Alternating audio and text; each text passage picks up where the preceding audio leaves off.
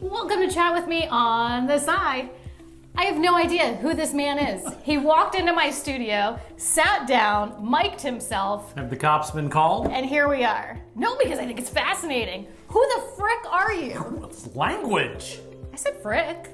What? I And didn't you're say really fuck. going to try to pin me down for 15 minutes. You've been trying to pin me down to who are you? How do I introduce you? You're really going to make me do this. This isn't like an existential crisis. We have Who known each are other you? since the late 50s, and you're going to do this. Listen, I know who you are. They don't know who you are. Well, you should Some tell of them them. who I am. All right. Welcome to the show, Tom Thompson. Tom Johnson. There you go. Oh wait, this is you? No, this is Let me- later. oh, this is later. This is later. This is later. It's He a runs little the show. surprise for He's later. so famous. He's been on No, TV for no. like 15 years. No, I am not famous. 15 years?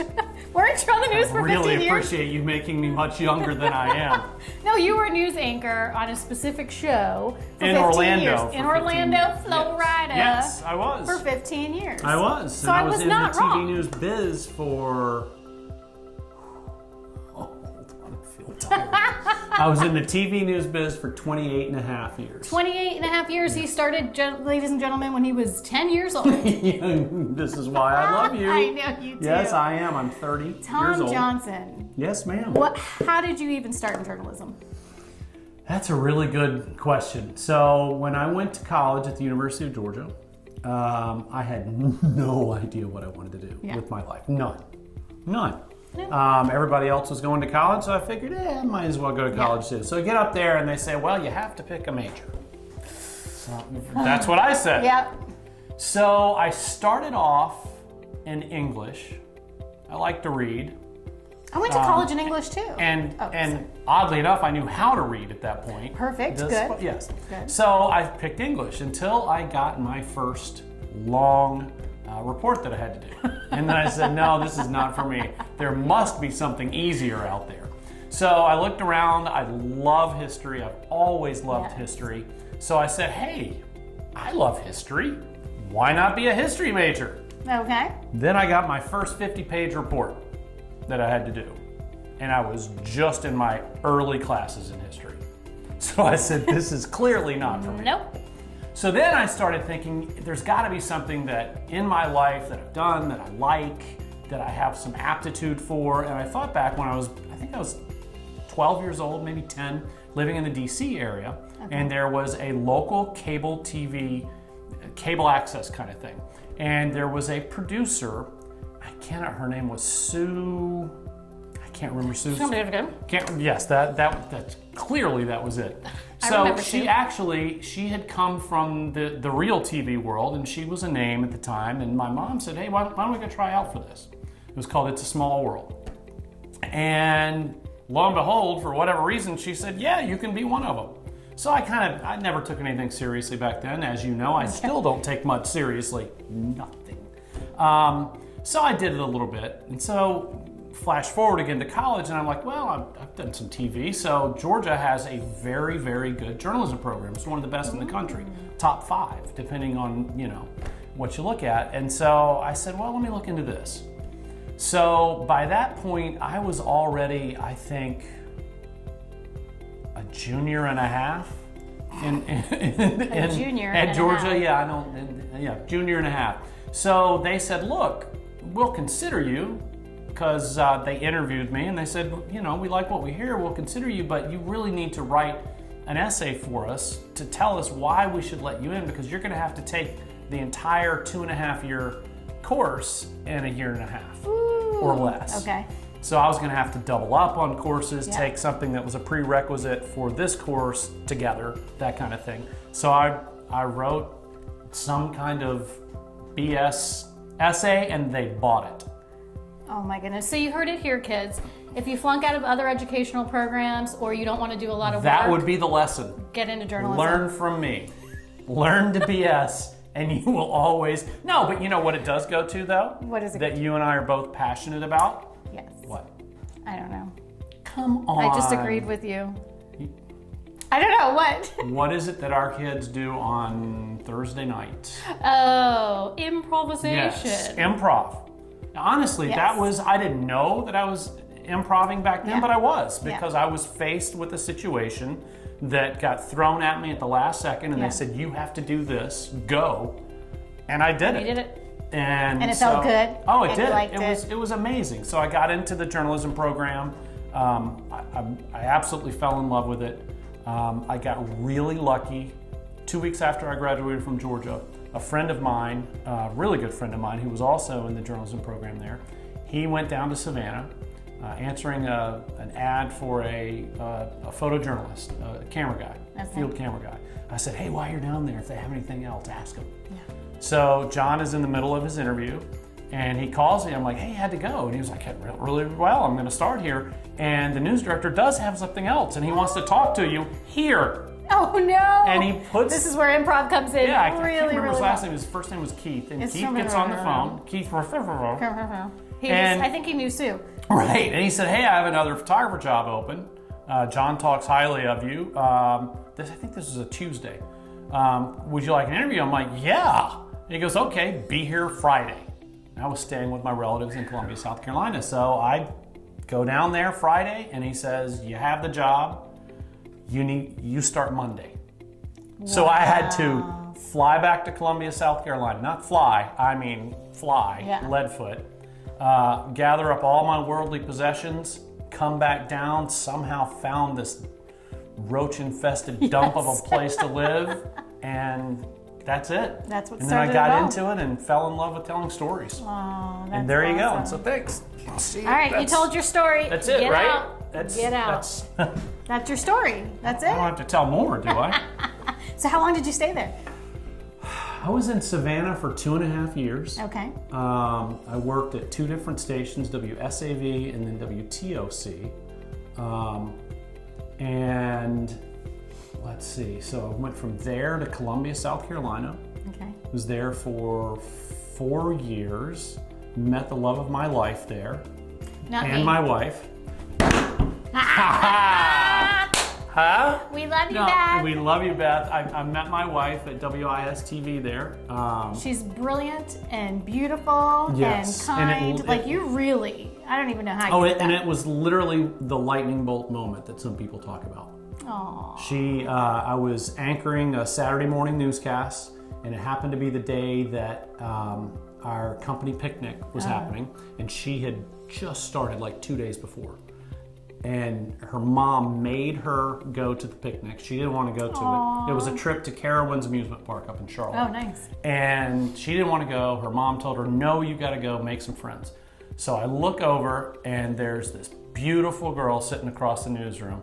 And I'm like, I'm going to talk to her. Because despite being on television for 30 years, around people that I don't know, I'm pretty shy. Like if I go, you better stop it. Oh, go Come on. here, let's have a talk for a second. You can't say these things. You can't have insider information. All right. So, so I said, I'm going to talk to her. So I'm like, what can I do? So I printed something because the printer was on the other side. Tricky. So I walk by, and I don't say anything. I check it out.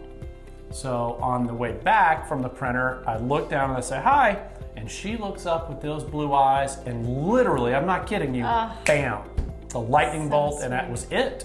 I knew, and I followed her around like a puppy dog for the rest of the day. Stalker. And I may have spoken to her once or twice that day. But I started telling my friends, that's my future ex-wife. You're so Well, I bad. fooled her now Back it for up. 22 years, so that's the great thing. They're staying together. I know. Somehow she stayed with me.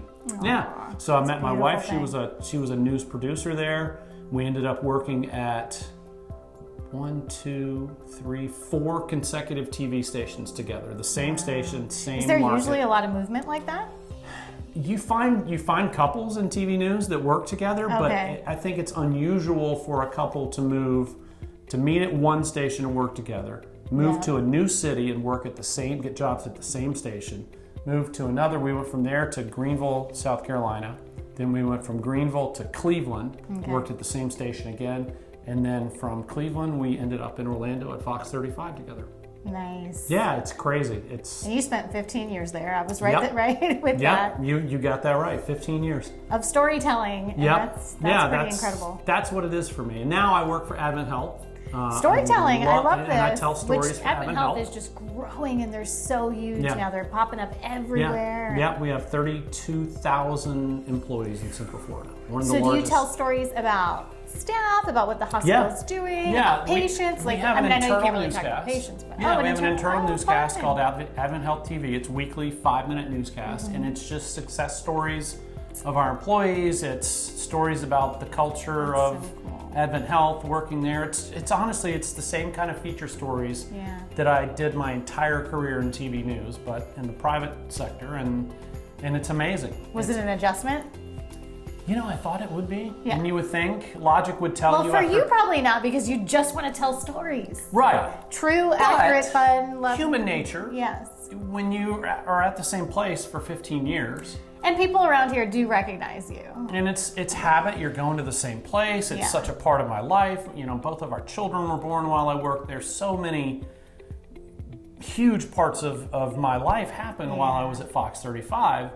And so I was scared to death that last day I was going to be an emotional basket case, because I am not afraid to say I will cry at the drop of a hat. I was crying before I came here when I fell in my garage. Okay, I really wasn't, but he cried because he knew he was going to see me. For dramatic purposes, let's say that I was crying. So I thought I would be just a boohooing all day, but for whatever reason I didn't, and that told me that it was the right thing. Honestly.